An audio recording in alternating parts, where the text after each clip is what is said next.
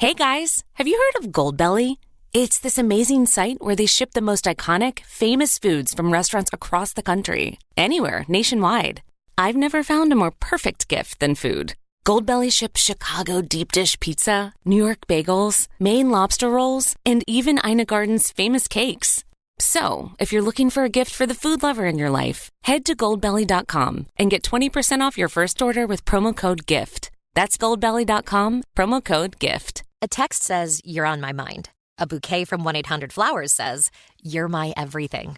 Heartfelt moments belong in the real world, not just your phone. For 50 years, 1-800-Flowers has helped millions of people make memories that'll last a lifetime with gifts they'll cherish forever. Their expertly curated arrangements and gift baskets ship nationwide with a 100% satisfaction guarantee. Don't wait for the next big moment. Make it when you visit 1-800-Flowers.com/podcast. That's 1-800-Flowers.com/podcast. Confronting high credit card debt can feel scary, but the good news is, if you owe $10,000 or more in credit card debt, financial relief options are now available. National Debt Relief is currently offering debt relief designed to reduce what you owe and put you on the fast track to becoming debt-free. If you qualify for debt relief, you may be able to pay back less than what you owe and save thousands of dollars. Just visit nationaldebtrelief.com. Imagine only paying one low monthly program payment you can afford and saving money as you become debt-free. National Debt Relief has already helped bring debt relief to over 550,000 U.S. consumers, earning thousands of five-star reviews and an A-plus rating with the Better Business Bureau. You're stronger than your credit card debt.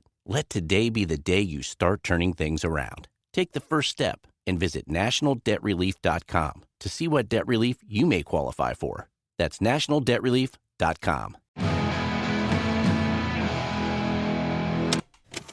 Hello to everybody that knows Yip Yip makes Appa go. It's Beautiful Anonymous. 1 hour, one phone call. No names, no holds barred. I'd rather go one-on-one. I think it'll be more fun, and I'll get to know you, and you'll get to know me. Hi, everybody. I know not everybody likes a long intro.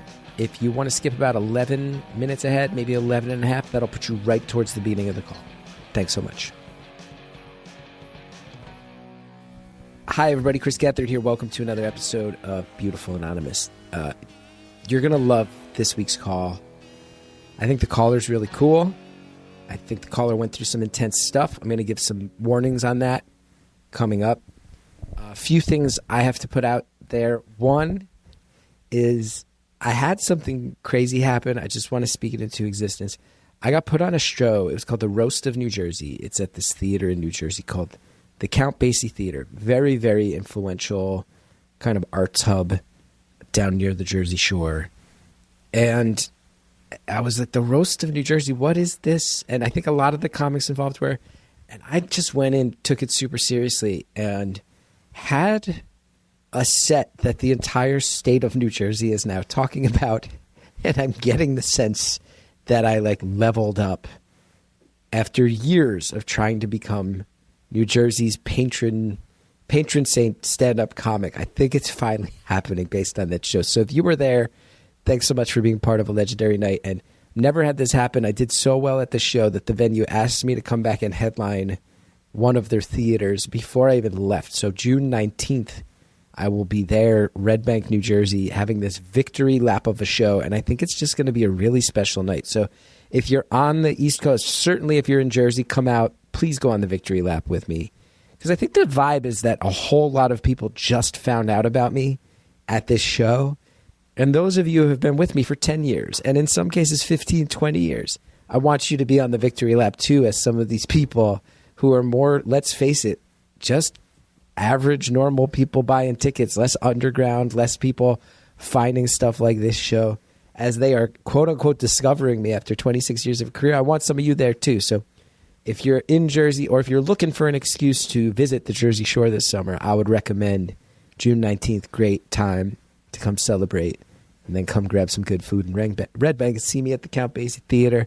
I'll also be, I think it's, as you're hearing this weekend, I'll be at the Cannon Beach Comedy Festival in Oregon.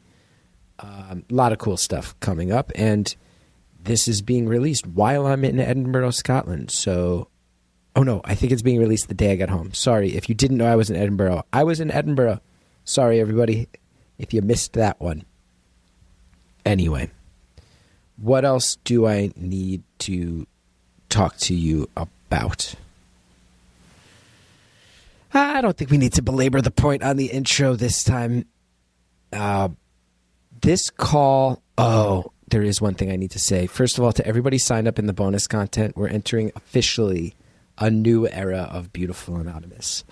And it's the Avatar Last Airbender era of the show.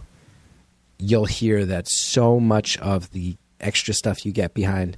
Hey guys, Larry's leaving the office. Actually, I'm going to say goodbye to my friend Larry. I share the office with Larry as we're recording. Larry's sneaking out. He's trying to be quiet. I'm making a big deal out of it. Have a good one, Larry. I'll see you next week.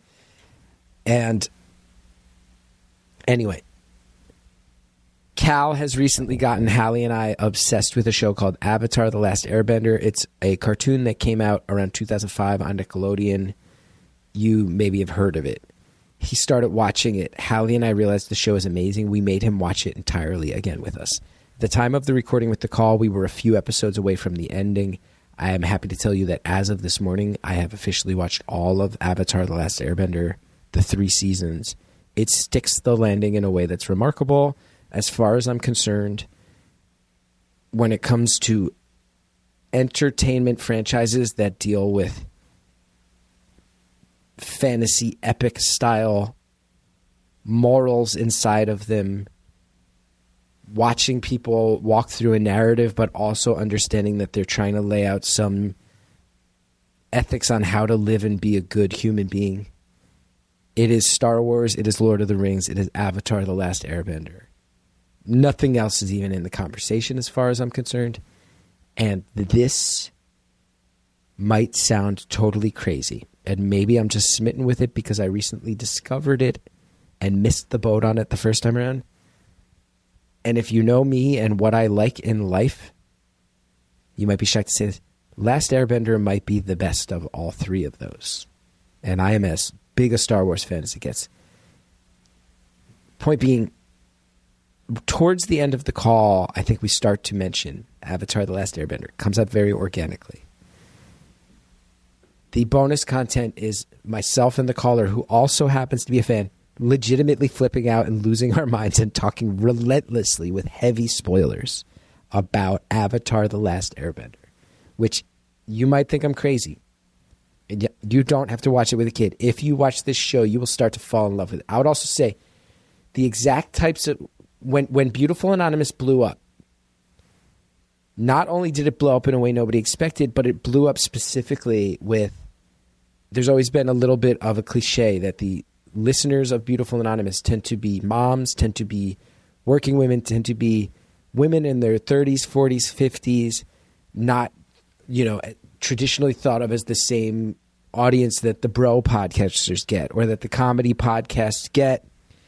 I am going to tell you that the girls and the women on Airbender are so badass, and it's so clearly intentional. It is not ham-fisted, but it is intentional. It came out over 20 years ago, and it made a priority of making sure that the women on the show had strong voices, strong powers, not ancillary characters, right there in the thick of it, just as important as anybody else. You could argue some of the main characters, perhaps the main character of the show is not the Airbender himself. Anyway, these are the types of things that we talk about extensively on the paywall today, to the degree that we're doing something we've never done before. If you're a subscriber, you will hear Andrea actually wants to watch the show, so has not listened at all. There's no editing on the Avatar Last Airbender talk behind the paywall.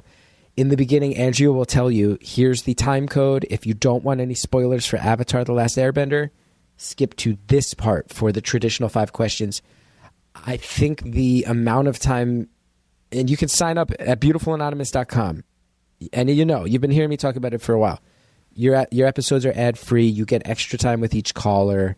Occasionally, you get a phone number that only you get at the Touchtone tier, occasionally at the Touchtone tier. And we have to do a better job of this, by the way. We have seen some people wondering why there aren't more follow-up calls.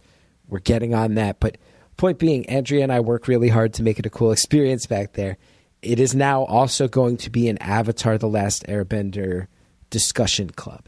that if you are a fan of Avatar: The Last Airbender and you happen to get on Beautiful Anonymous moving forward, this does mean it is open territory for us to discuss, and we'll always give you a time code on how to avoid it if you're not looking for talk on Avatar: The Last Airbender, the Nickelodeon cartoon series from 2005. If you want to get in on this, my advice to you, start watching this one pronto, because it is so good. And if you ever want to chat, I don't think we can do much of it in the main feed because it will overrun the entire Beautiful Anonymous project. Similar to talk about dogs behind the paywall, game on.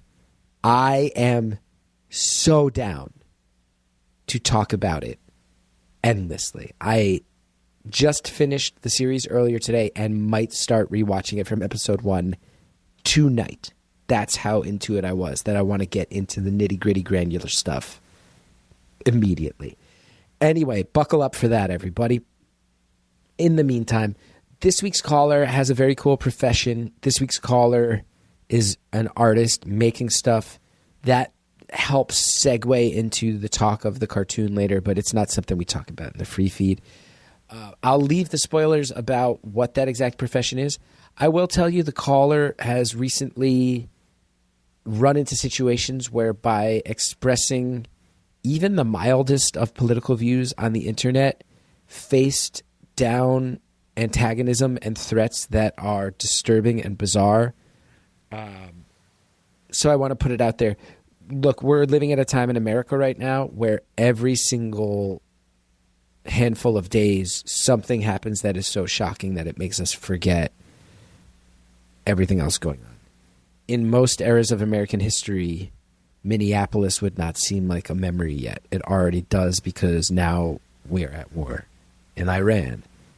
All of this coupled with Epstein stuff, the amount of shock and awe we are facing with political discussion in the States is probably traumatizing in some way, probably leaves some of us shaken from time to time.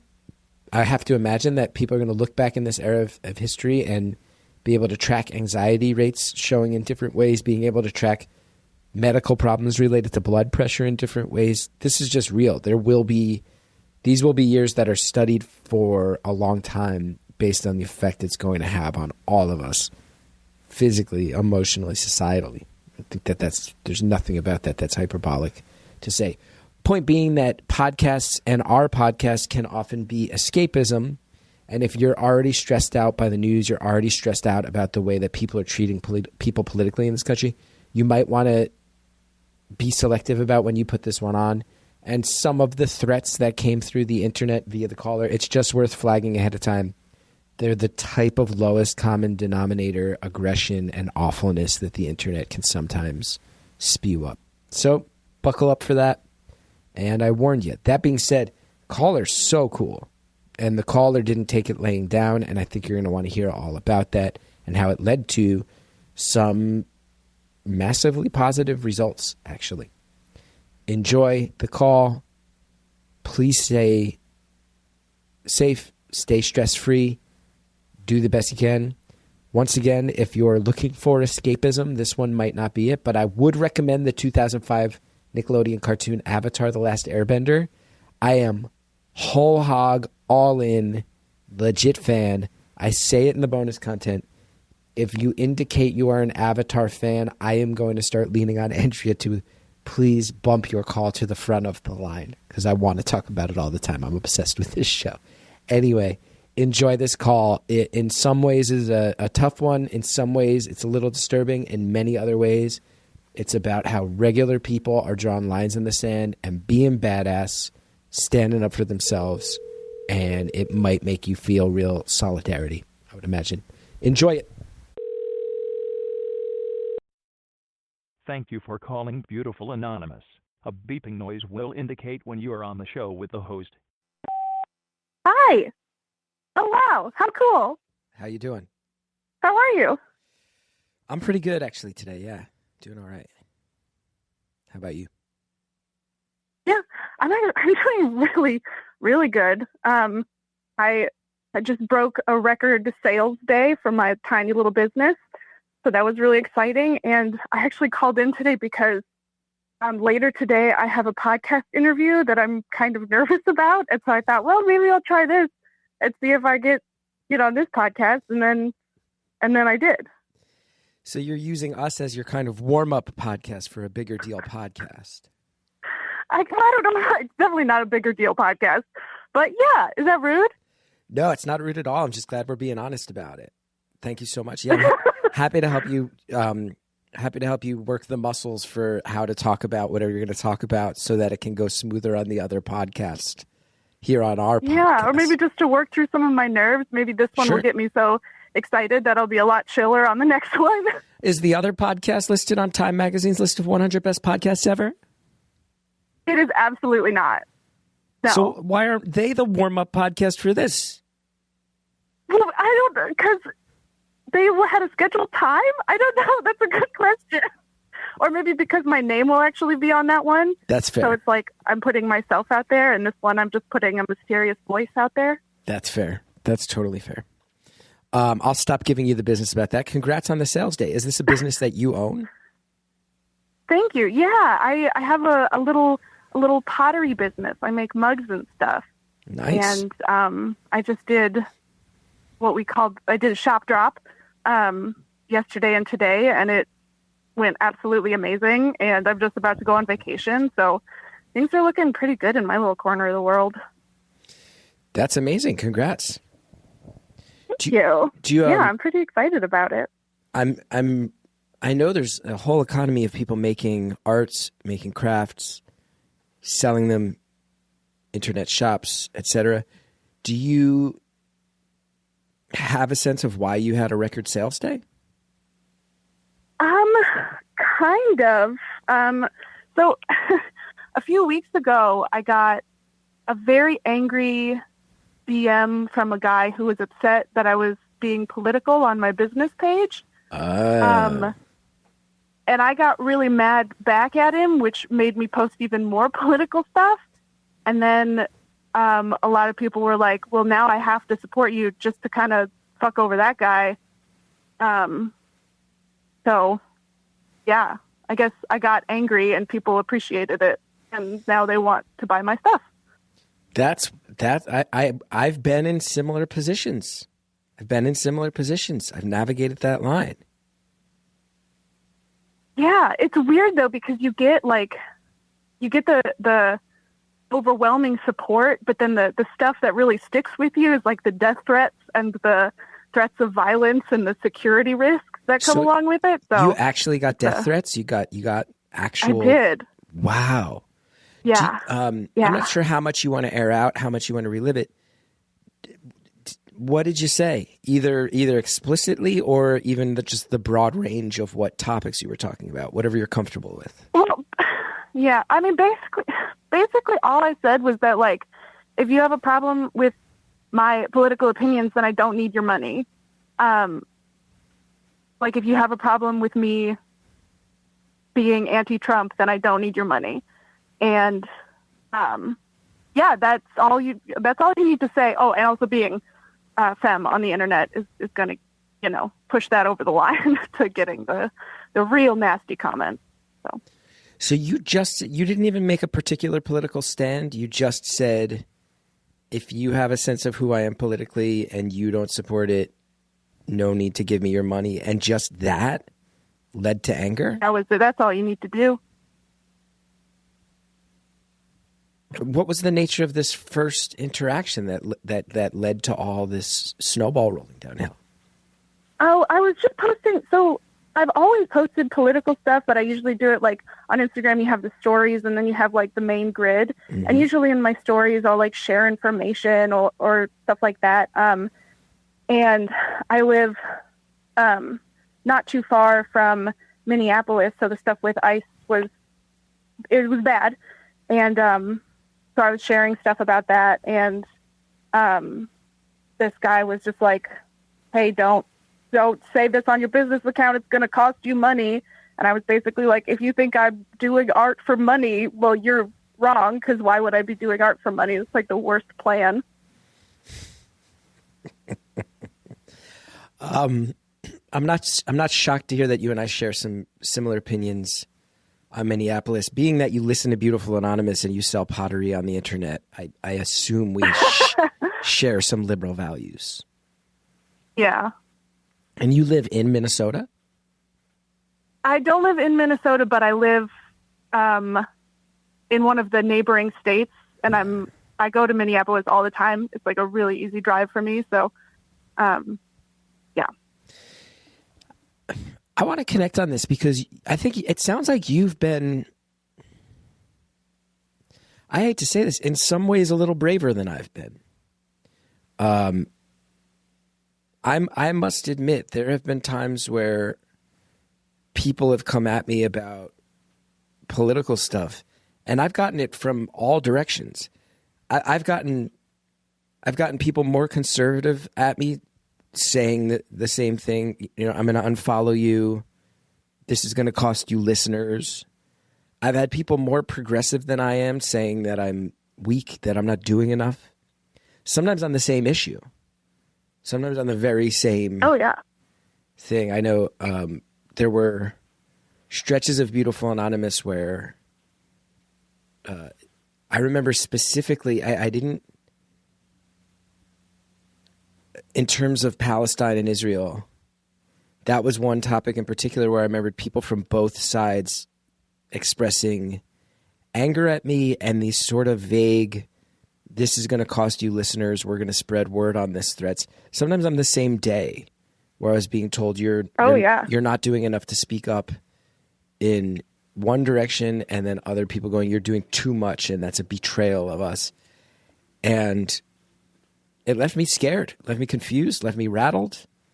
And I've been living publicly for many, many years as an artist. And I applaud you for just immediately doubling down on your values, saying if you don't like it, screw off, because I know that when I first encountered things like this, I was always very, very taken aback at the anger on the internet. And it's wild what people will get angry about. I was uncertain on how to handle it. And at times I feel like I shied away from the spotlight in a way that is out of character for me. And I'd like to think that I've corrected that and that I'm aware of it. But I applaud you for immediately going, fine, keep your money. I don't need it. Just get out of here. Well, thank you. That means a lot to me coming from you. It's definitely part of my personality, though. Like, if somebody tells me not to do something, I'm probably going to do it even more. But you were saying how people get angry on the internet, and they get angry about the wildest things. Like, the Israel-Palestine thing, like, that's a reason for people to get passionate and upset, and that makes sense. The ICE stuff, like, it makes sense for people to get passionate and upset. But, like, the first death threat that I ever got on the internet was because, so part of pottery is you have a bunch of stuff that you make it's not food safe, or it's not good enough to sell or whatever, and so you have to break it, right? So you have to smash the pots and stuff. And I did this video a while back where I was breaking the pots. Lots of potters film these videos and do these things. And that was the first death threat that I got, was from somebody being like, how dare you break that stuff when it could, like somebody could use that, which they couldn't because it wasn't food safe. But like they told me that I was, they told me I was a stupid bitch first. And then they said, you deserve to die if you think that poor people don't deserve pottery. And I was like, where is this coming from? I think sometimes people just need to, like, get mean for some reason, and it's easiest to do it to strangers on the internet. And like road rage, I think they're very similar kinds of things. I feel bad. I made a series of noises, of exasperated noises. That's my initial reaction to this. But there is some type of sickness happening that we all need to be more honest about regarding our use of the internet, our compartmentalization of our personalities in relation to the internet and social media and how we do these things. To see a video of pottery being broken on the internet and to reach out to a person and say they're a stupid bitch and they deserve to die is a reflection. 1,000,000%. It's a reflection of something truly unhealthy. And Yeah. I am for free speech. I am for underground channels of communication. I am for DIY in all the beautiful forms that it takes. I have benefited greatly as an artist from the DIY lifestyle. I've had an immense amount of freedom because of it. But the internet officially needs regulation, or we need massive amounts of societal education on the reality of what this stuff is doing to our brains, to our relationships, our personal relationships, our relationships with the people we just cross paths with out in the world. The idea that, you know, that person probably just later that day went to the supermarket and bought vegetables and waited in a checkout line like a normal human being, even though at some point they'd been like, you deserve to die, you bitch, don't break pottery. And there's a sickness there. Yeah. There's a sickness there Yeah, that and you we know need what to I deal think with. could really help with this is going to, you know, this is right in line with your entire brand, but like mental health care is necessary. Because I think one of the reasons that the nasty messages and stuff, they don't get to me is because like I see a message like that and I'm like, that person is sick. Like that is an illness, some kind. Yeah. And you can see, and I get the sense of our shared beliefs about the world, you and I, that I go, whatever the starting point of this was, I probably actually agree with it. The idea that there's a lot of waste in the world and there's a lot of people in need in the world. Sure. And that if you could reduce the waste and provide things that are currently going to waste to people in need, that you solve two problems at once or help two problems at once. There's the kernel of something in there that's really positive and healthy. But again, this idea that the way to express that is by wishing death upon people in their DMs on Instagram, the idea that that's going to have any positive effect or lead to any societal change, it A, is truly unhealthy for that individual. B, it does nothing to solve waste. It does nothing to provide for people in need. It doesn't solve any of the problems. It makes you feel like you did something in a way that's real empty calories. And it also makes you live in a place of negativity and anger, at least internally, that is going to have some effect on your ability to connect with other human beings in real life. There's just no way you're popping off telling people they should die in their DMs and you're not compartmentalizing some side of your personality in a way that's going to be unhealthy long-term if you continue to do it. It's not okay. I'm sorry you had to deal with that. Yeah, 1,000%. And like I said, it doesn't bother me that much. The political post death threats got to me a little bit more because they were a bit more like specific and a little bit they were on Facebook, and Facebook is a wild place. I know that there will be people listening to this in the beautiful anonymous Facebook community. There are some beautiful things on Facebook. I can attest to that, but there are also some wild things happening on Facebook right now. And when you spend most of your time on TikTok, moving over to Facebook is like, what is happening here? And let's be clear. I think there's been a common dialogue for a long time of, well, Instagram's the healthiest one. And I go, I don't know that it is. It's built to be addictive in its own right. Mm-hmm. It's owned by a billionaire who has become more concerning over time.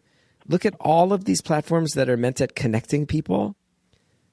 Right? They were all designed in this idea that the internet provides an ability for all of humanity to connect.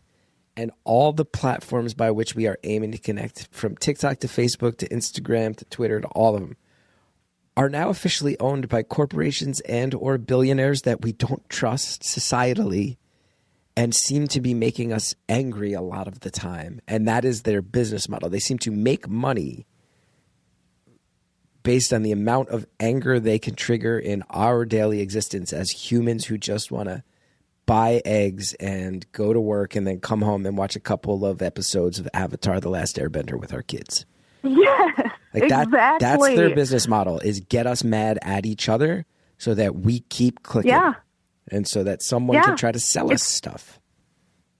Mm-hmm. And I get us mad enough that we'll want to buy more things. let me also be clear. I understand the hypocrisy of saying that on a podcast, which again, the main platforms that podcasts use these days are Apple, another billion-dollar company that's one of the handful of companies running the world. YouTube, which is owned by Google, another one of the handful of billionaire companies that's running the world. Spotify, a company that has done no favors to artists famously. Like, I understand that I can sit here and be like, all of the ways that we connect the games are kind of rigged. I understand that I'm caught up in the sickness of it. This podcast itself is being distributed on platforms owned by very, very concerning people and entities. Anyway, you were saying Facebook is where it got weirdest. Facebook is where it got weirdest. Yeah. Well, and another thing, like, I wouldn't be able to have my small pottery business without social media. Like, I don't live in a very populous area, and craft fairs have never served me quite well. But once I got on the internet, I was able to actually market to the people who might actually like my work. And that's the only way I can do it, is via these companies that are also using me to make money for themselves. So, and on some level, that could be like a healthy symbiotic thing. Platforms provide access to people. Artists provide products for the platforms that provide something for the people to want to click and opt into the platforms to go see. That's one of the things that's worth saying too, outside of all my pessimism, is there have been healthier versions of this prior. There are possibilities for healthier versions of this moving forward. There you go. Old school Etsy was so cool.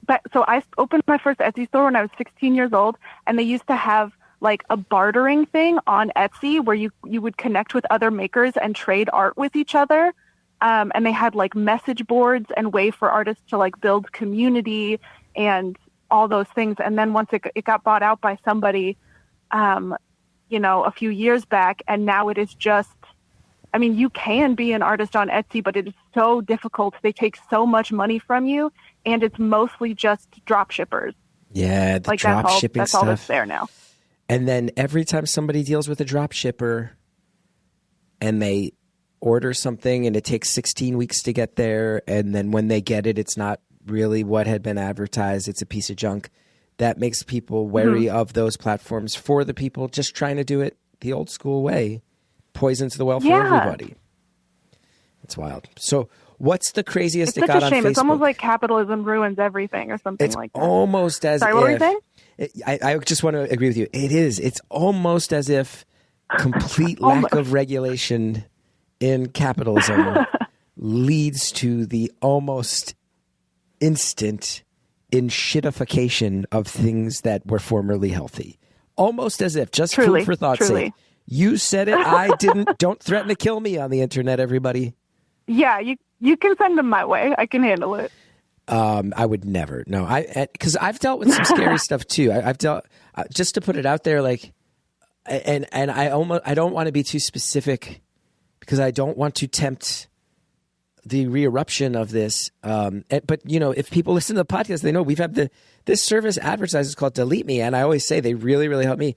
I've had to call the police a few times on people, which is not something I really desire to do in modern times. And as a mental health advocate, I'm aware that the people who have made me feel like the police are necessary are mentally ill. And I understand how mentally ill people get treated when the police get involved. I work in mental health advocacy.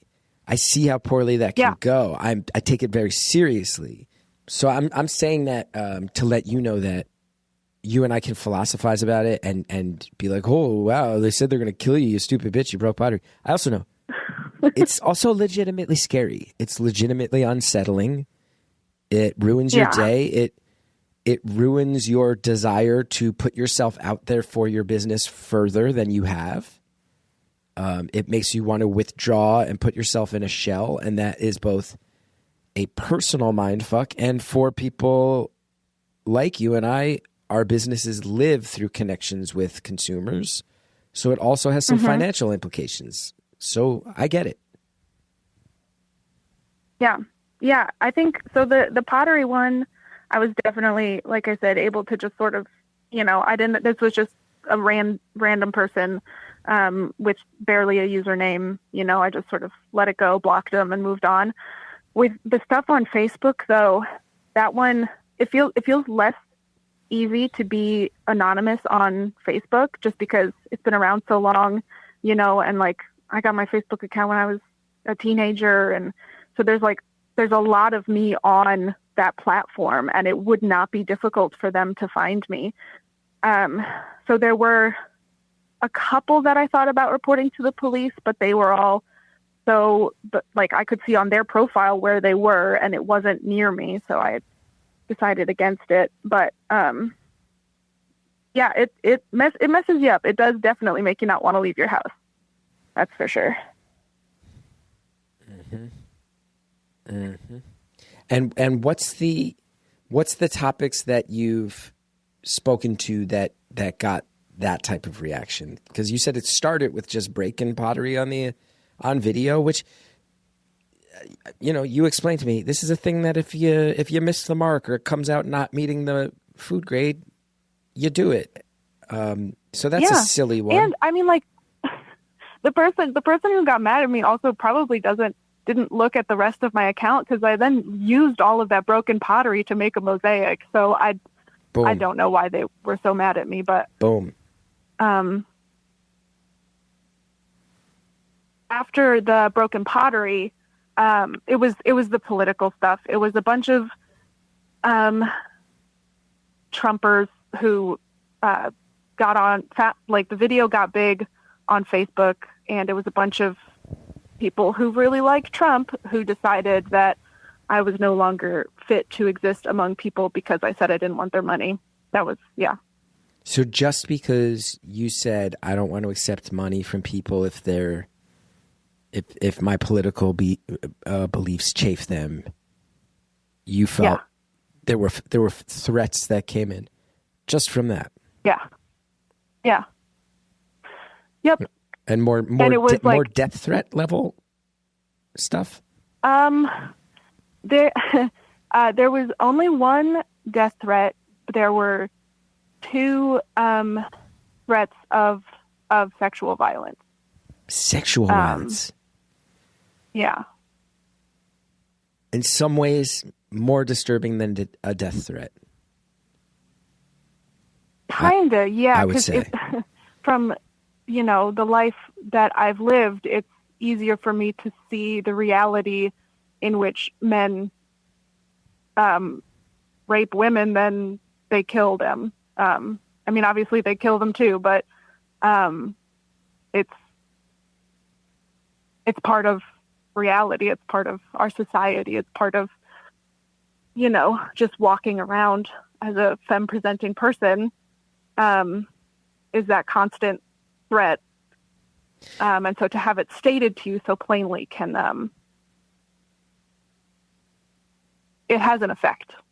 And you before, in a way that I think is actually very smart, compared the pottery breaking person to a road rage incident, which makes sense to me. Yeah. There you go. You see this video and you're flipping out, and before you can get your bearings and come back to reality, you're telling me like, I'm going to fucking kill you. Which right. doesn't... I get road rage. Yes. I understand that feeling of being like, what the hell is this guy in the Jeep doing? Obviously he's a piece of shit, when in reality he's just distracted because, right. He had a bad day or whatever. Right. Whatever's going on. And you've had moments behind the wheel, as have I, where you're like, I need to take a breath on this one. This one's on me. So you can almost on some level go, I don't think you should be looking for videos where people break pottery and threatening to kill, but you can imagine somebody being like, what the fuck? I'll fucking kill you for this. But to threaten sexual violence on someone is in some ways that's not something that would ever come out of your mouth in a moment of road rage in that analogy. It's more thought out. Well, it's more targeted. Wouldn't come out of my mouth. No, and I think actually even a lot of people who deal with rage issues would probably say, yeah, that feels to me more calculated to disturb, more calculated to induce fear. It's knowingly less excusable as a moment of rage, and it's something that you say specifically to make someone feel unsafe and unsettled in a way that, to me, seems less born out of flying off the handle and more born out of this is a thing you do. This is a thing you've thought about. Well, right, because the person who's saying the mean things on the internet knows that I'm going to hear them. You know, if you're yelling in your car, I know that the asshole in the Jeep can't hear me. So I'm just yelling to get to like free myself of the burden of this anger. But the person who's being mean to me on the internet, they're sending it to me so that I hear it, so that I see it, so that I know that they're thinking these things about me. Yeah. How do you deal with that when those threats come in? Really unsettling stuff comes in. How do you react? Let's pause there because that's the big question. These threats. And I've had a few threats of my own. It's not easy to deal with. Puts you in your head, makes you wonder, rattles you. We're going to hear how the caller did with that when we get back. The fastest growing businesses are not necessarily doing more, they're delegating smarter. Upwork helps you bring in expert freelance help fast so you can delegate and keep moving. It's one of the biggest growth hacks out there, realizing you don't have to do it all yourself. Upwork makes it easy to bring in the right freelancer when you need them so you can stay focused on what you do best. Upwork is a one-stop platform to find, hire, and pay expert freelancers across web and software development, data and analytics, marketing, business operations, and more. You can browse profiles, review past work, get help scoping the role so you can hire with confidence and get started quickly. With Business Plus, you can access the top 1% of talent on Upwork. And with AI-powered shortlisting, you'll get matched to the right freelancer in under 6 hours. This is not a thing where you're endlessly searching. You don't have to sit here and wind up putting in more work to figure out the system. Upwork makes it so easy. It cuts down on your operational hassle, helps you handle things like contracts and payments, does it all in one place. It gives you more time to run your business. And by the way, it's free to sign up, and posting a job is easy. Visit Upwork.com right now and post your job for free. That's Upwork.com to connect with top talent ready to help your business grow. That's UPWORK.com, Upwork.com. Delete Me makes it easy, quick, and safe to remove your personal data online at a time when surveillance and data breaches are common enough to make everyone vulnerable. Data brokers are out here. It's dark. When you start looking into this world, it's really wild. There are these data brokers. They try to make a profit off of your data. It's a commodity to them. Anyone on the web can go and buy your private details. This can lead to identity theft, phishing attempts, harassment. Sometimes if you're getting a ton of spam calls, it can relate to this. They can buy your address, your parents' address, your siblings' addresses. It's really wild. But now you can protect your privacy with Delete Me. What do these data brokers do? I'm telling you, they're out here with your contact info, your social security number, info on your family, like I said. It's all being sold online, but Delete Me is here to help. That's why the New York Times Wirecutter has named Delete Me their top pick for data removal services. I'm telling you, I have spoken to it a number of times. I have run into some situations as someone who lives publicly where I have sensed that I needed to really step up, that there were inappropriate things being said to me online and people really blurring the line of online and what was happening in real life. And I'm sitting here going, I can't feel safe as a dad, as a homeowner, as a husband, as a human with all this stuff floating out there. I need to take some effort to protect myself and my family. And I have to tell you, there were other services, they did not bring the heat. I started working with Delete Me, and this is real coming from my heart. They found hundreds of places where my info was posted. They pulled it all down, and now I get periodic reports from them where they show me which ones are trying to add my info back on when they pulled it back down. And it just allows me to rest a little easier, allows me to sleep a little easier, allows me to know I'm doing the best I can to keep my info safe, my family safe, my home safe, to try to have some stress-free experiences in relation to all this stuff, because people can't just buy my social security number and all this crazy stuff that happens out there. So on a personal level, huge thanks to Delete Me for everything you do. It has affected my life in a hugely positive way and makes me feel like my family is safer. Sincerely, thank you to my friends at Delete Me. Take control of your data and keep your private life private by signing up for Delete Me. Now at a special discount for our listeners. Get 20% off your Delete Me plan when you go to joindeleteme.com/beautiful and use promo code beautiful at checkout. The only way to get 20% off is go to joindeleteme.com/beautiful. Enter code beautiful at checkout. That's joindeleteme.com/beautiful, code beautiful.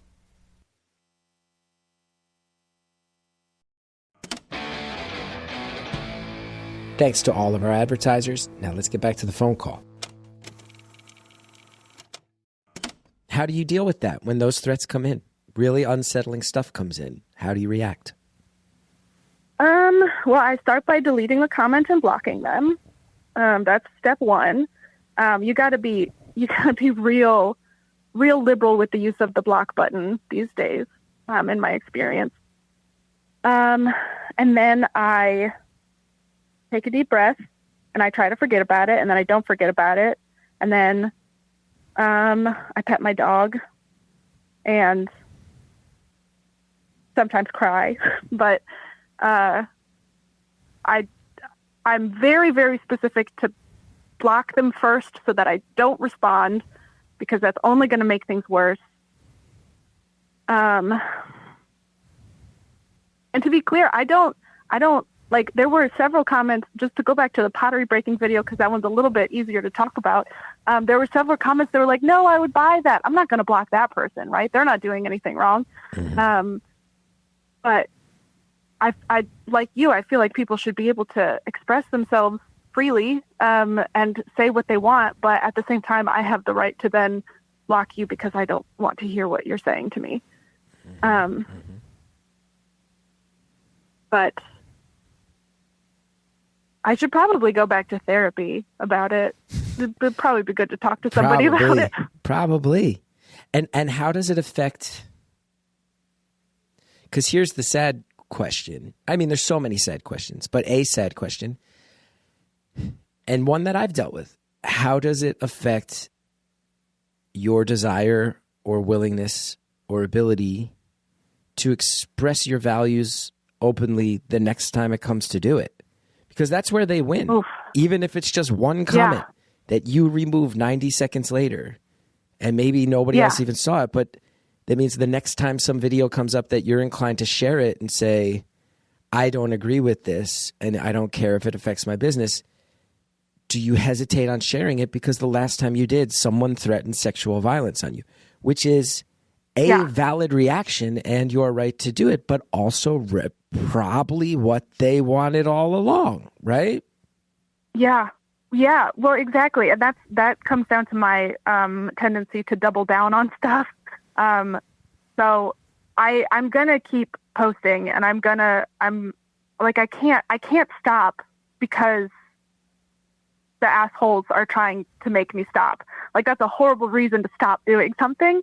But it is really scary. There's usually a time after, like, if I have any post that goes viral, any post that gets big, there's a time after that where you feel like crap. And it's, even if the post that goes big is good, and it's people appreciating your art, it can still be so many people perceiving you at the same time that I know I kind of shut down and my accounts go quiet for a couple days because it's so hard to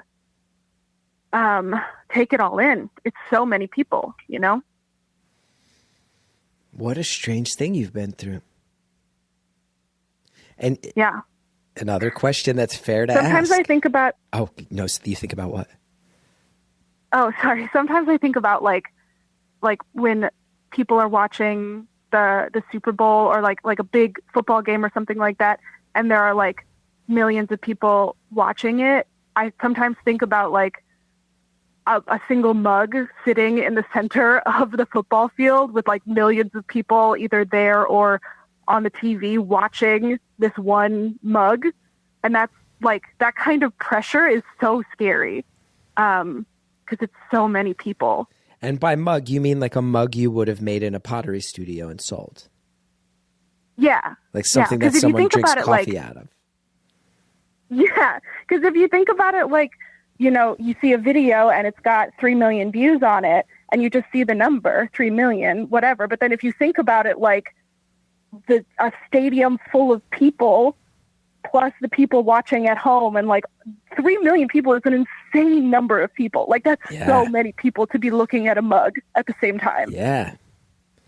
You feel the weight of all those eyes on you. Yeah, it's scary. Here's a question I want you to honestly take a breath and answer. And there is no wrong answer to this.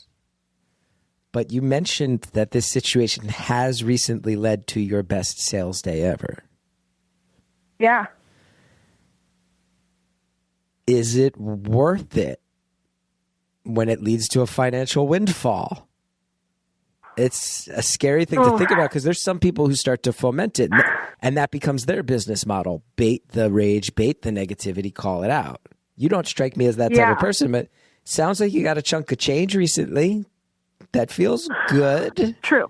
But how do you sort out that the chunk of change has this, you know, the fertilizer it grew out of is really a toxic mess? Yeah. Well, oh man, that's a good question. Here's what I'll say. I love the fact that now all of the customers that I do have, I like the idea of my work being in their home. Because I had some people unfollow me. It was not as many people that started following me though. Like, it definitely made me feel like we're in the majority. But I like the idea that my work now is going into homes where I feel like I would be comfortable in that house, if that makes any sense. Mm-hmm. That it almost represents a financial purchase, in this case, so clearly represents an allyship. Yeah. And you get to feel a physical connection by mailing a physical object to someone who has said, we are part of your safety net. Yeah. Yeah. Oh, that's nice. I like that. You can use that on the other podcast that's more important than this one later. Yeah, okay. I probably will.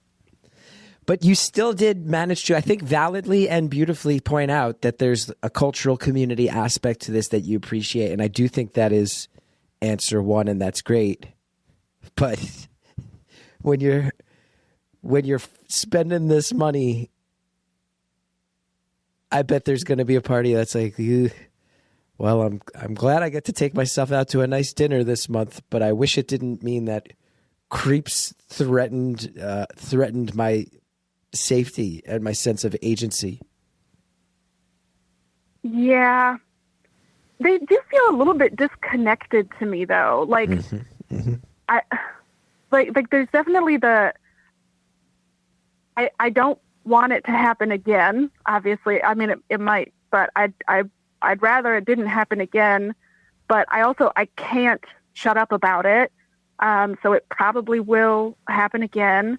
But also, like, all of the support that I got, and all of the, like, new views that I got on my artwork just by, speaking out about something that I cared about, like, that feels like a different thing than the hate that I got for speaking out about the same thing. Does that make sense? It does. It does. And I also...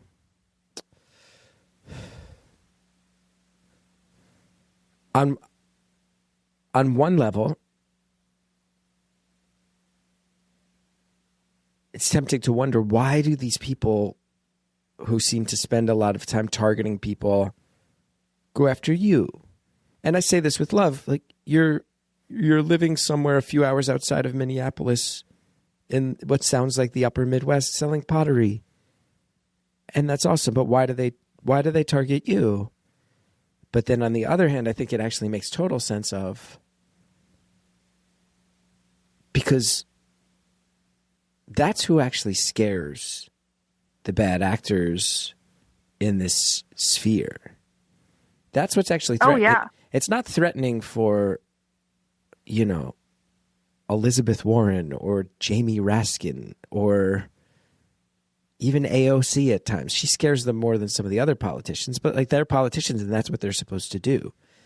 But artists, I can get on a high horse about the arts all day long, but artists connect people. Artists are forward facing in their communities. Artists wind up on the coffee table. They wind up on the mantelpiece. They wind up on the shelf. They're the conversation starters.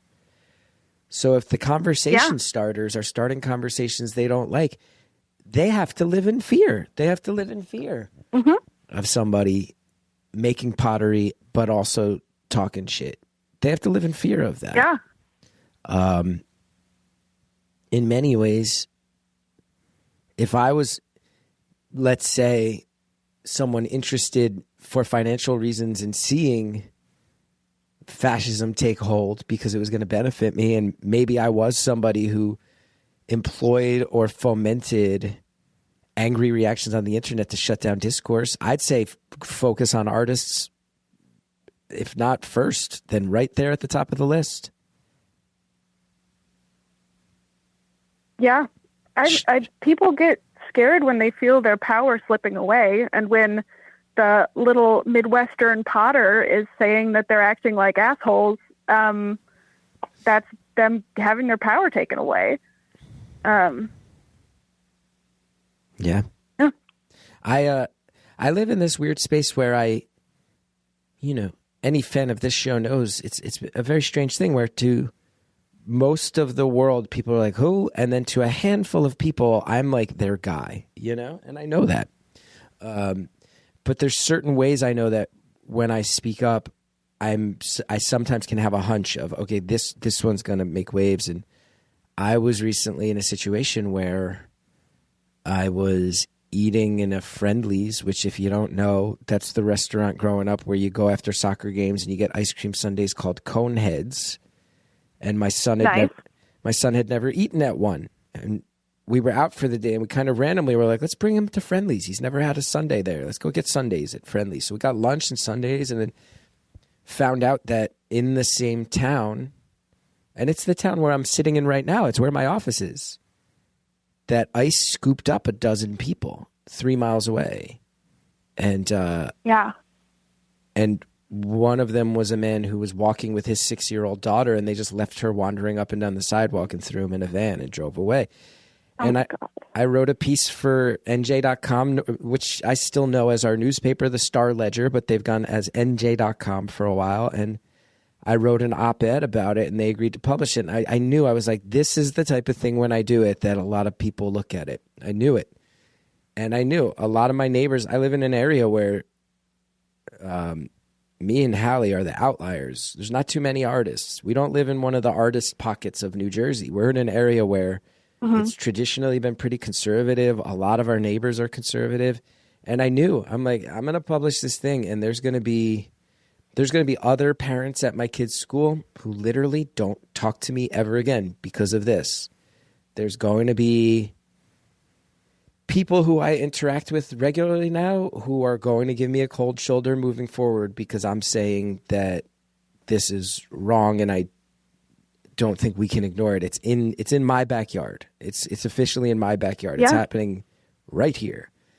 The social pressure of speaking up, the social fear of the ostracization, let alone the threats, let alone the way it's going to affect the other people in your household, the other people in your sphere of influence, the burden they're going to bear by being dragged into it. It really is tempting to just shut up and try to weather the storm, but... Sure. But then at the same time, you end up with the vulnerable people in your community knowing that you're a safe space, and you end up with a bunch of people who are with you so absolutely thrilled that you are speaking up, that you're doing something and at least trying to help, trying to make a point and to call out fascism when you see it, which is like whether you're breaking pots or being political, there will always be somebody who hates you for doing what you're doing. So you might as well just do it. If you believe it that strongly, do it. Do it loud and proud. I've had a lot of stretches in recent years where I've felt a little scared to speak up, but it's crossed a threshold where I got to be able. I'm fairly certain that this is going to be an era of history that when my kid is in, let's say, college, which is what, 12, 13 years from now, I'm going to have to, I think there's going to be a lot of moments for many people in the coming decades where younger generations growing up now or coming along are going to look at the elders in the eye and go, what did you do during that stretch? Like, where were you at? Yeah. And I think the large majority of people are going to go, put my head down, tried to take care of myself and my family, tried to stay out of the way, did the work, Mm-hmm. I think I will be able to hold my head up high and say, like, I don't know if I did anything, but I tried. And I think that's an important feeling. Well, the thing is, but those articles that you write, and when you speak out just to like a person and you say, hey, kidnapping people off of the streets is a bad thing to do, even just saying it to one person, like that one person who was just going along, living their life, keeping their head down, now feels safer to say, oh yeah, actually kidnapping people off of the street is a bad thing to do. Yeah. So you're doing something by writing an article. That's a good thing. You're doing something by smashing pottery. That's right. And I think I've said this before on Beautiful and Honest, but I think often of the great Minor Threat song, In My Eyes, in the words of Ian MacKaye, who's a real hero of mine. And he has a lyric in there that the older I get, the more I go, I knew that was cool when I was a kid and I first heard Minor Threat when I was 14. And now I'm 45 and it only gets better. He has a lyric in that song that it is a nice, simple, you tell me that I make no difference. Well, at least I'm fucking trying. What the fuck have you done?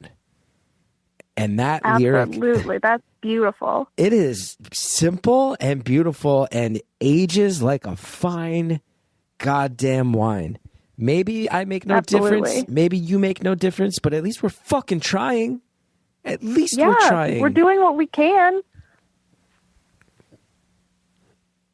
Giving it a shot. What's going on with this other podcast? What do they want to talk about?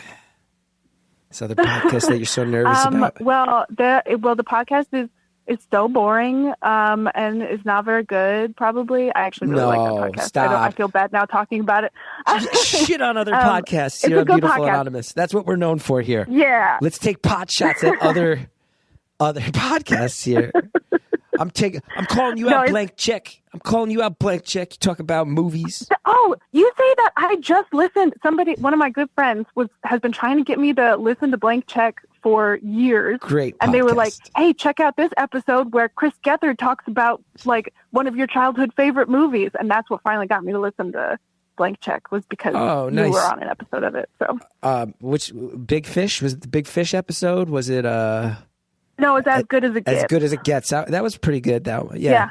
I do. That show, I'm very divisive on that show. Their fan base, some of them love me, some of them hate me, but I don't care. I'm out here doing my thing, and if the Blankies have a problem with me, they can come talk to my face. I don't know why I did that. All right. Why did I say that? You and I are You're getting real confrontational. That's and the whole episode where like there needs to be boundaries on the internet, don't invite it in, and then I literally invite it in. It's literally like that scene in Sinners. Spoiler, everybody needs to watch Sinners, but where she's like, come on, you so motherfuckers. Good. Literally here. Yes. Blankies, I love you. Please leave me alone. Please leave me alone. For real, let's pause there. My relationship with the Blank Check podcast Reddit is strange. And by relationship, I mean I don't participate at all.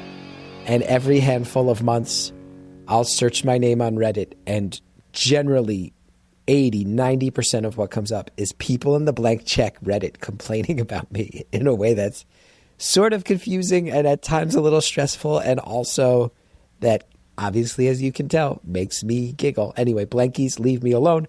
We've got some advertisers. We'll be right back.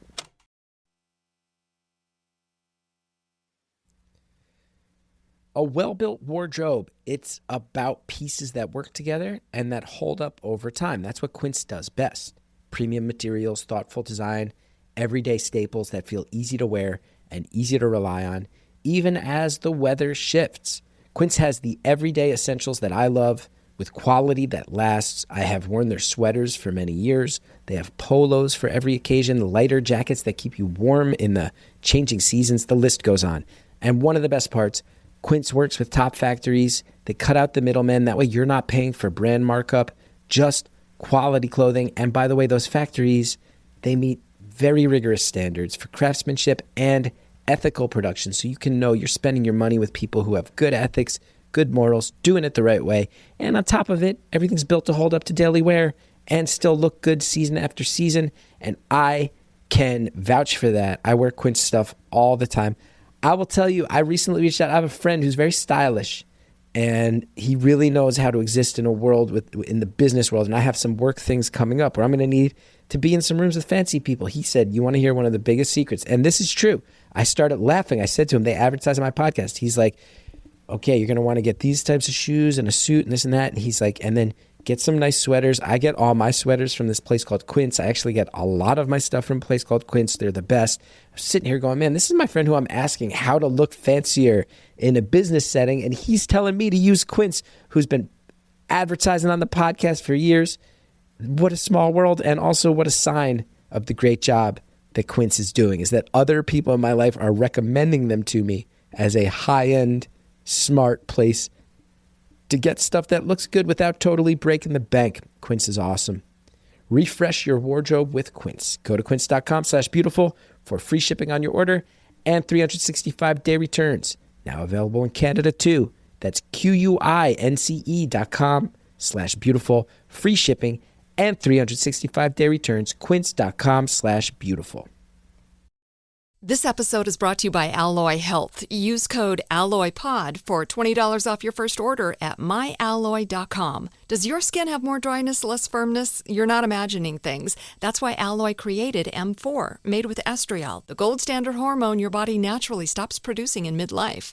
M4 face serum and eye cream is formulated by menopause experts and backed by clinical research. With Alloy, there are no appointments, no pharmacy lines, just expert care delivered to you. Head to myalloy.com and use promo code ALLOYPOD for $20 off your first order. That's ALLOYPOD. Thank you so much to the advertisers who allow this show to exist. Now let's finish the phone call. Blankies, I love you. Please leave me alone. Please leave me alone. Is their fan base really that wild? Some of the fan base, the blank check Reddit in particular, views me as an almost villainous presence. But then every time I meet somebody in real life, that podcast has gotten really popular. Very often people come up to me, I listen to you on blank check. I'm like, oh, I hope you don't hate me. They're like, no, we love you. What are you talking about? And I'm like, oh, it's just their Reddit is very intense. But again, online communities that become echo chambers where people maybe don't even realize that the way they're expressing themselves is going beyond what I think most of us would say is appropriate, you know? I don't even blame them. They would never say that to your face. Yeah, the way that people behave online goes beyond what most people would say would ever be appropriate behavior. And it is increasingly shocking to me that we aren't looking for ways either through policy or cultural norms to regulate that way more. I haven't just heard something, and I don't know, this is something that might be an urban legend, but that apparently in China, the TikTok algorithm tracks people's ages, and kids get a lot of content that's educational, patriotic, positive, and that the algorithm there has been adjusted so that kids aren't sucked into the negativity, whereas the algorithm in America sucks them right into all of the types of things you and I have been discussing today. And you think about it, you go, that might be an urban legend. That might be like, oh, China owns TikTok. It might be untrue, and now I'm spreading misinformation. But if it is true, I go, what an absolutely simple way to win at a long-term cultural war, to make sure that the youth of one place deals with an internet that has some common sense parameters to it, and the youth of another place doesn't. What a way to absolutely put cracks in the foundation of young people generationally and widespread, than to give them an algorithm that fucks their heads up more than youth of other areas. It's wild if it's true. Yeah. I hope for the kids in China that it is true, because in the U.S. we've got all those lawsuits now for Facebook and as Meta in general, just like trying to hook kids into getting addicted to social media at a young age. Yeah. It's like actually a documented thing that they were doing that in the same way that cigarettes were marketed towards kids all those years ago and things like that. Yep. It's scary. It's really scary. Now, how are you doing? You've had a tumultuous up and down stretch of life. It sounds like it's been a wild year. It's only is it February? It's only February. End of February. It's a wild year. Sounds like you're relatively at peace with where you're at, though. I think so. Yeah. I'm hesitant to post things online, but I'm still doing it. I'm in a really good place in my business. I'm getting there with my mental health. But I think it's a very common struggle right now to be like, the world is on fire, but I'm fine. It's a weird place to be. Who do you live with? Who do I live with? Yeah. I live with my dog and my spouse. So when things start to go a little kooky and these negative turns happen and people threaten to kill you online or threaten to violate you online, one thing that I know because I've lived through it is you can rationalize it to yourself all day and night because you made the choices, you had the discussions, this and that. What's the conversation like when you need to fill your spouse in? I'm like, so there's some stuff going down and you need to know about it. That's when it gets really real, right? For me, it is. Yeah. Yeah. Well, I think there was definitely a strong instinct in me when those DMs first rolled in. Well, first of all, I didn't let him read it. He wanted to read them, and no, you're not reading that. But there was a very strong instinct for me just to not even tell him, because that would have been easy. But at the same time, I needed some support, and he was immediately like, what do you need from me? Do we need to call anybody? How can I support you? Yeah, he was everything that I could have asked for in those Stepped moments. up, nailed it. Yeah. But absolutely. Even hearing you say that, he always does. I contemplate just keeping it to myself. Well, then that's going to turn you into a pressure cooker that's going to affect your household. I guess I have to scare my spouse. I guess I have to drag my spouse into this fear. What's going to happen there? Absolutely. And you don't know. Maybe he's already having a stressed out week, and is he going to not be able to fall asleep because he's going to be checking every lock on every door, worried about if a maniac is coming for me? Like these are very real, tangible effects of this sort of psychological warfare that internet attacks lead to, you know? Definitely. Yeah. And it's scary. I'm historically bad at locking doors and locking my car and those kinds of things. But I've definitely gotten better at it since that. That's for sure. Mm-hmm. Well, I'm very impressed by you, and even though I don't know you, in case you haven't heard, I just want you to know I'm really proud of you. It sounds like you stood up for yourself, sounds like you stood up for what you believed in. It sounds like when it caused you stress and led to threats that any rational person would be scared of, that you took a deep breath and went, it's not going to silence me. Screw it. And I'm really proud of you for standing by your beliefs like that. Thank you. I'm proud of you too. Good job. Well, I haven't done all that much. I've dropped the ball a number of times, but I've also done some good at times. You know? Who knows? But thanks. I mean, I think we also do kind of have to choose our lane and choose the battles that we can actually fight. And I would definitely say that your activism has had a net good in the world of mental health, and I would like to think like so. That. So. Yeah, I'll try to not be self-deprecating and just say thanks. Like I do sometimes look at my life and go, man, didn't quite turn out how I thought it would. Or, you know, you get into the thing, you compare yourself to other artists you started out with. You go, things seem a little less stable for me. I took things a little, but I've also helped a lot more people than some of my peers, even if I never got as successful as they did or as famous as they did.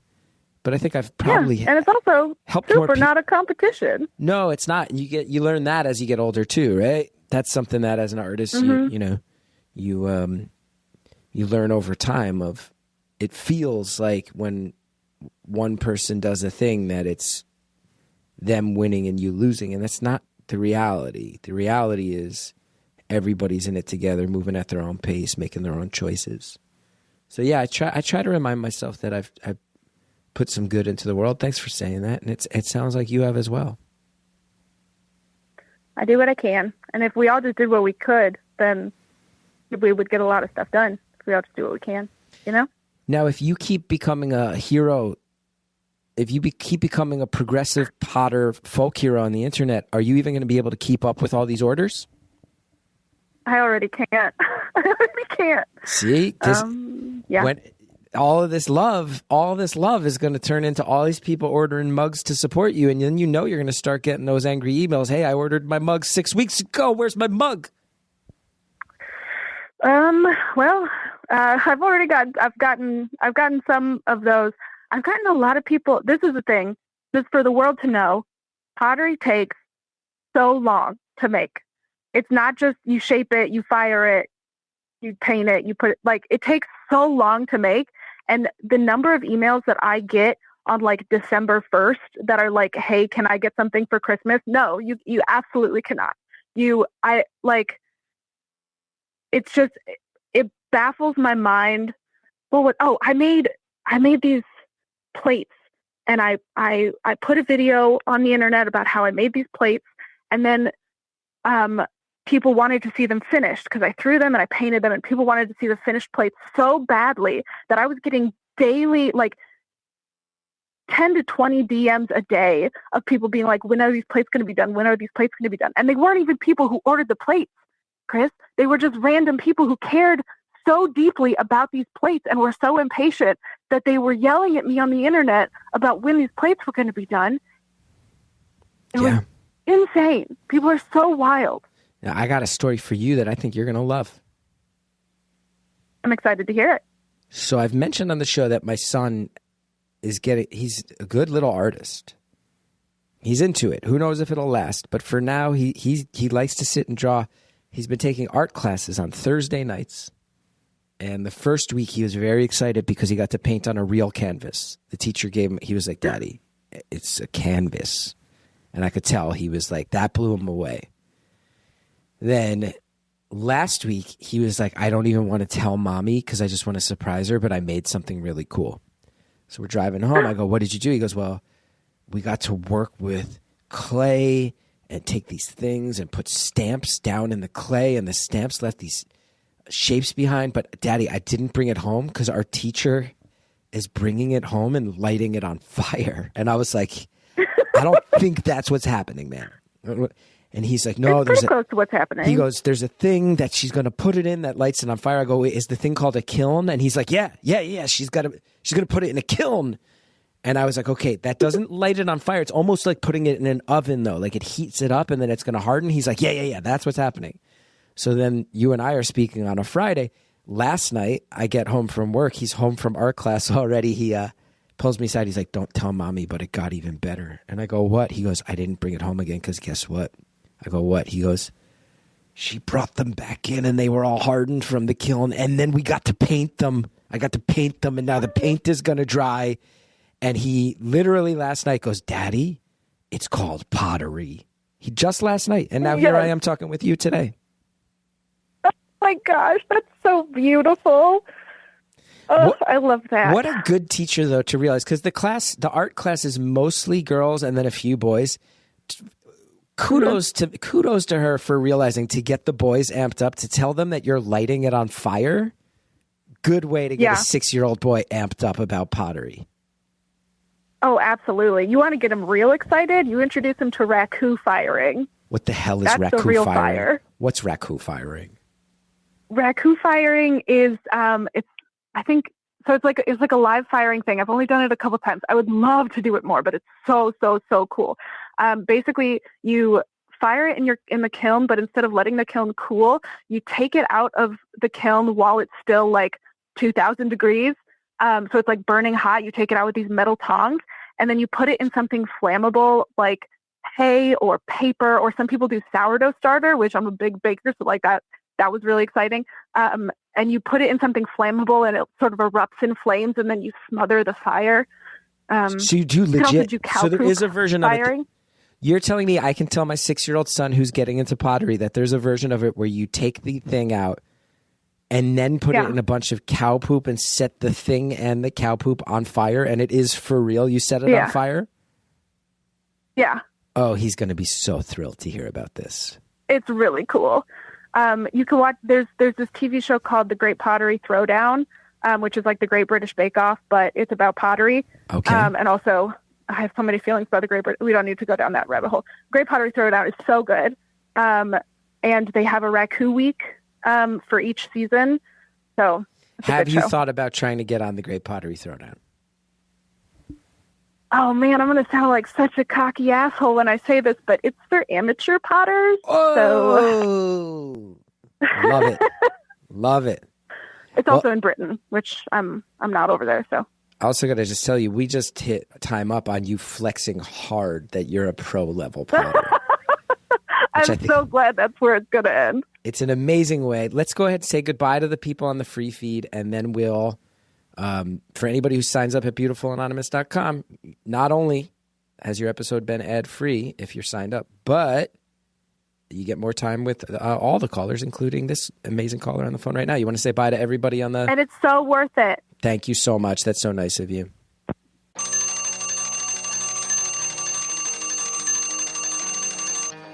Caller, thank you so much, sincerely. Thanks for standing up for yourself. Thanks for being bold, sticking to your values, having a sense of ethics, not apologizing for them, and putting up with what sounds like a lot of scary stuff in the process. I wish you hadn't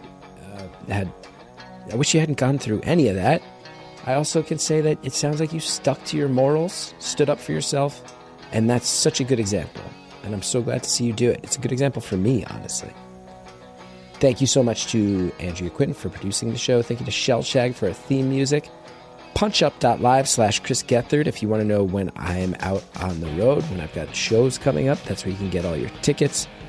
Thanks so much, everybody. Don't forget to follow us on Instagram. Don't forget to join the Facebook group to discuss episodes. Please tell people we exist. Word of mouth is the greatest advertising there is, so let everybody know we're still out here. Thanks so much. See you next time.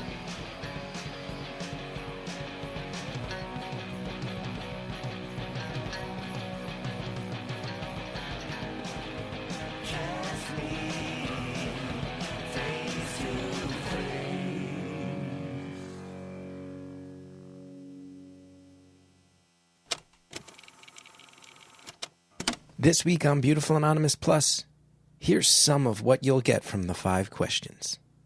That was joyous and wonderful. And legitimately, if anyone is interested in watching The Last Airbender and having some sort of Beautiful Anonymous community Airbender discussion group as part of our paywall content, I cannot stress how down I am for that. So let me know if you dive in, listeners. I will be absolutely there for sure. Oh, please, you have to co-host it. You have to co-host all of that. Okay. Don't forget to sign up for Beautiful Anonymous Plus at beautifulanonymous.com.